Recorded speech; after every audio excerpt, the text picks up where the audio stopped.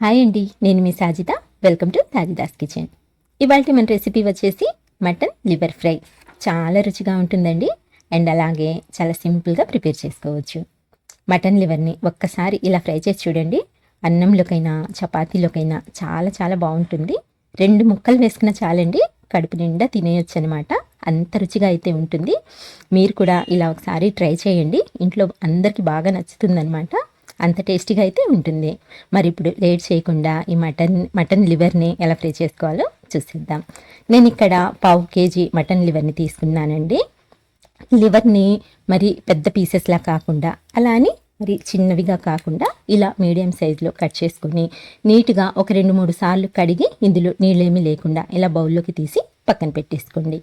ఇప్పుడైతే ఒక mixer jar తీసుకొని ఇందులోకి 2 టేబుల్ స్పూన్ల వరకు ఎండు కొబ్బరి ముక్కలు వేసుకోండి. తర్వాత 1 టేబుల్ స్పూన్ వరకు ధనియాలను కూడా ఇందులోకి యాడ్ చేసుకోండి. నెక్స్ట్ వచ్చేసి 2 ఇంచుల అల్లాన్ని పైన పొట్టుని తీసేసి ఇలా చిన్న చిన్న ముక్కలుగా కట్ చేసుకొని వీటిని కూడా ఇందులోకి వేసేసుకొని తర్వాత 6 లేదా 7 వరకు వెల్లుల్లి రెబ్బల్ని పైన పొట్టుని తీసి వీటిని కూడా ఇందులోకి యాడ్ చేసుకోండి. నెక్స్ట్ వచ్చేసి ఒక 5 లవంగాలని కూడా వేసుకోండి. అలాగే 2 ఇంచుల దాల్చిన చెక్కని కూడా ఇందులోకి యాడ్ చేసుకుని ఇప్పుడు తగినన్ని నీళ్ళని వేసుకొని మెత్తటి పేస్ట్ లాగా గ్రైండ్ చేసి తీసుకోవాలి. ఇక్కడ చూడండి, ఈ విధంగా ఫైన్గా గ్రైండ్ చేసుకోవాలన్నమాట. ఇలా గ్రైండ్ చేసుకున్న ఈ పేస్ట్ని కూడా పక్కన పెట్టుకొని ఇప్పుడు స్టవ్ ఆన్ చేసుకుందాము. స్టవ్ ఆన్ చేసి ప్యాన్ పెట్టుకొని ఇందులోకి 4 టేబుల్ స్పూన్ల వరకు ఆయిల్ని వేసి వేడి చేసుకోవాలి. నాన్ వెజ్లోకి ఎప్పుడైనా సరే ఆయిల్ అనేది కొంచెం ఎక్కువగానే వేసుకోవాలన్నమాట. ఆయిల్ వేడైన తర్వాత ఇందులోకి ఒక మీడియం సైజు ఉల్లిపాయని ఇలా సన్నగా కట్ చేసుకుని యాడ్ చేసుకోండి. గ్యాస్ని అయితే మీడియం ఫ్లేమ్లో పెట్టుకొని ఈ ఉల్లిపాయ ముక్కల్ని దూరగా వేయించుకోవాలి. మరీ ఎక్కువగా ఫ్రై చేయాల్సిన పని లేదండి. జస్ట్ మనకు లైట్గా కలర్ చేంజ్ అయితే సరిపోతుందన్నమాట. ఇలా లైట్గా కలర్ చేంజ్ అయిన తర్వాత ఇందులోకి మనం క్లీన్ చేసి పెట్టుకున్న ఈ లివర్ ముక్కల్ని యాడ్ చేసుకోవాలి. తర్వాత 1/2 టీ స్పూన్ వరకు సాల్ట్ని కూడా యాడ్ చేసుకోండి. ఇలా సాల్ట్ వేసుకున్న తర్వాత ఈ లివర్ని వాటర్ ఏమీ వేయకుండా ఇలా కలుపుకుంటూ ఒక 2 నిమిషాల పాటు మీడియం ఫ్లేమ్ మీద ఉడికించుకోవాలి. ఇక్కడ చూడండి, ఇందులో మనము వాటర్ ఏమీ వేయలేదు కదండి. అయినా సరే ఇలా ఒక 2 నిమిషాల పాటు ఉడికించుకున్నట్లయితే లివర్లో నుంచి మనకు వాటర్ అనేవి రిలీజ్ అవుతాయి అన్నమాట. సో ఇప్పుడు ఈ వాటర్ అన్నీ ఇంకిపోయేంత వరకు పైన మూత పెట్టేసుకొని లివర్ని ఉడికించుకోవాలి. మీరు మధ్య మధ్యలో మూత తీసి కలుపుకుంటూ ఉండండి, అడుగు పట్టకుండా ఉంటుందన్నమాట. ఇలా ఒక 5-6 నిమిషాలు ఉడికించుకున్న తర్వాత మనకు వాటర్ అన్నీ ఇంకిపోతాయండి. చూస్తున్నారు కదండి, వాటర్ అన్నీ ఇంకిపోయాయి. ఇలా వాటర్ ఇంకిపోయిన తర్వాత ఈ ఆయిల్లో 1 నిమిషం పాటు జస్ట్ అటు ఇటు కలుపుకుంటూ ఫ్రై చేసుకోవాలి.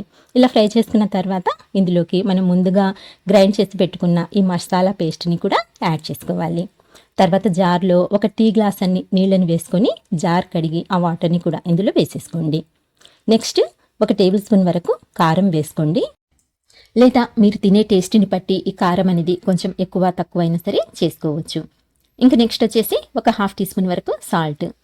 మనము లివర్ ఉడికించేటప్పుడు ఆల్రెడీ సాల్ట్ వేస్తున్నాం కాబట్టి ఈ సాల్ట్ అనేది కొంచెం చూసి వేసుకోండి. అంటే మీ టేస్ట్కి తగ్గట్టుగా కొంచెం ఎక్కువైనా తక్కువైనా అడ్జస్ట్ చేసుకొని వేసుకోండి, సరిపోతుంది.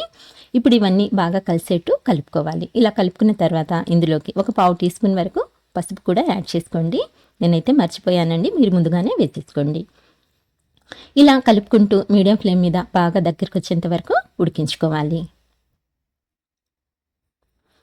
ఇందులో మనము కొబ్బరి పేస్ట్ వేసాం కదండి, సో దానివల్ల కమ్మగా రుచిగా చాలా అంటే చాలా బాగుంటుందండి ఈ లివర్ ఫ్రై అనేది. చూడండి, ఇలా బాగా దగ్గరికి వచ్చింది కదండి. ఇలా బాగా దగ్గరికి వచ్చిన తర్వాత కొద్దిగా తీసి మనము ఉప్పు చెక్ చేసుకుందాము. నాకైతే నేను వేసిన ఉప్పు కరెక్ట్గా సరిపోయిందండి. ఒకవేళ మీకు కొంచెం తగ్గినట్టుగా అనిపించినట్లయితే ఇదే స్టేజ్లో కొద్దిగా యాడ్ చేసుకోండి, సరిపోతుంది.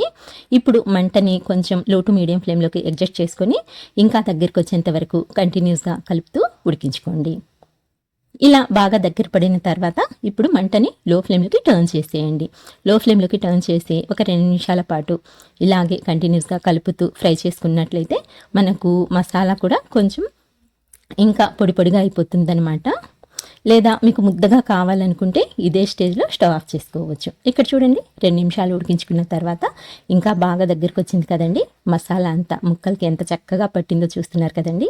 అలాగే ఇందులో నుంచి ఈ ఆయిల్ కూడా పైకి తేలుతుందన్నమాట.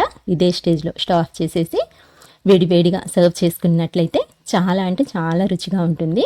మీరు కూడా ఇదే ప్రాసెస్లో ఒకసారి తప్పకుండా ట్రై చేయండి. ఇంట్లో అందరికీ బాగా నచ్చుతుందన్నమాట. సో ఫ్రెండ్స్, ఇదండి ఇవాల్టి వీడియో.